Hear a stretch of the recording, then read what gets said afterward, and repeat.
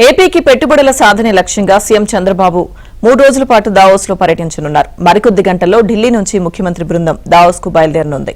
పర్యటనలో పలువురు దిగ్గజ సంస్థల ప్రతినిధులతో చంద్రబాబు భేటీ కానున్నారు. ఏపీలో పెట్టుబడులకు ఉన్న అవకాశాలు, పారిశ్రామిక అనుకూల విధానాలను వివరించనున్నారు.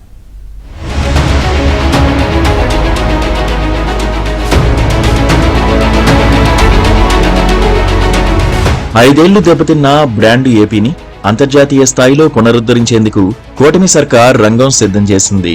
ప్రపంచవ్యాప్తంగా ఉన్న ప్రముఖ పారిశ్రామికవేత్తలు, దిగ్గజ కంపెనీల ప్రతినిధులు ఒకే చోట చేరే దావోస్ ఆర్థిక సదస్సును దీనికి వేదికగా మార్చుకుంది.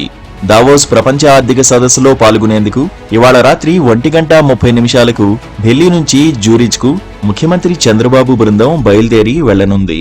రాష్ట్రానికి భారీ స్థాయిలో పెట్టుబడులు సాధించడమే లక్ష్యంగా 3 రోజులు వరుస సమావేశాలు నిర్వహిస్తారు. ఒకే చోట పలువురు దేశాధినేతలతో పాటు ప్రపంచ ప్రఖ్యాతిగాంచిన సంస్థల అధిపతులను కలిసే అవకాశం దావోస్లో లభిస్తుంది. రాష్ట్రానికి పెట్టుబడులు ఆకర్షించేందుకు ఇదొక అద్భుత అవకాశం. జగన్ ముఖ్యమంత్రిగా ఉన్న 5 ఏళ్లలో ఒకే ఒక్కసారి ప్రపంచ ఆర్థిక సదస్సులో పాల్గొన్నారు. అది కూడా అయిష్టంగా, అన్యమనస్కంగానే. దీంతో అంతర్జాతీయ యవనికపై బ్రాండ్ ఏపీ గురించి ప్రచారం చేసే అవకాశమే లభించలేదు. ఇప్పుడు చంద్రబాబు మళ్లీ ముఖ్యమంత్రి కాగానే దావోస్ ఆర్థిక సదస్సులో ఏపీ పెవిలియన్ కొలువు తీరుతోంది. ఈ 3 రోజుల్లో చంద్రబాబు కనీసం 30 మంది ప్రముఖ సంస్థల ప్రతినిధులతో భేటీ అయ్యేలా ప్రణాళిక రచించారు.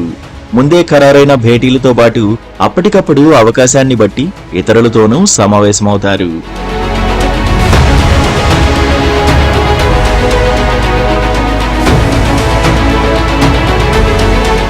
ఇక దావోస్ పర్యటనలో భాగంగా తొలి రోజున స్విట్జర్లాండ్లోని భారత రాయబారితో చంద్రబాబు సమావేశమవుతారు. ఆ తర్వాత హిల్టన్ హోటల్లో 10 మంది పారిశ్రామికవేత్తలతో చర్చలు జరుపుతారు. స్విట్జర్లాండ్లోని ప్రవాసాంధ్రులతో మీట్ అండ్ గ్రీట్తో ఆత్మీయ సమావేశం నిర్వహిస్తారు. రాత్రి పలువురు పారిశ్రామిక, వాణిజ్యవేత్తలతో డిన్నర్లో పాల్గొంటారు. ఇక రెండో రోజున సిఐఐ సెషన్లో గ్రీన్ హైడ్రోజన్ అంశంపై జరిగే చర్చలో సీఎం చంద్రబాబు పాల్గొంటారు. తర్వాత Solar Impulse, Coca Cola, Welspun, LG, Carlsberg, Cisco, Walmart international, Cognizant technologies వంటి ప్రముఖ సంస్థల ప్రతినిధులతో భేటీ అవుతారు.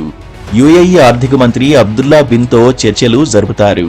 అనంతరం వరల్డ్ ఎకనామిక్ ఫోరం నిర్వహించే energy transmission where public policy meets private goals అనే అంశంపై చర్చలో చంద్రబాబు పాల్గొంటారు. అనంతరం పలు జాతీయ, అంతర్జాతీయ మీడియా సంస్థల ప్రతినిధులతో చంద్రబాబు మాట్లాడతారు. రాష్ట్రంలో పెట్టుబడులకు ఉన్న అవకాశాలు, పారిశ్రామిక అనుకూల విధానాలను వివరిస్తారు.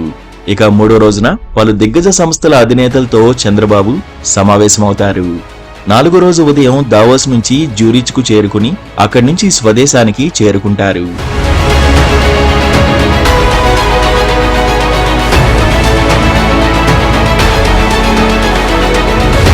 మొత్తానికి 3 రోజుల పాటు సీఎం చంద్రబాబు దావోస్ పర్యటన కొనసాగనుంది. సీఎం బృందంలో పరిశ్రమల శాఖ మంత్రి టీజీ భరత్, ఐటీ శాఖ మంత్రి నారా లోకేష్తో పాటు పరిశ్రమల శాఖ, ఈడీబీ అధికారులు ఉంటారు.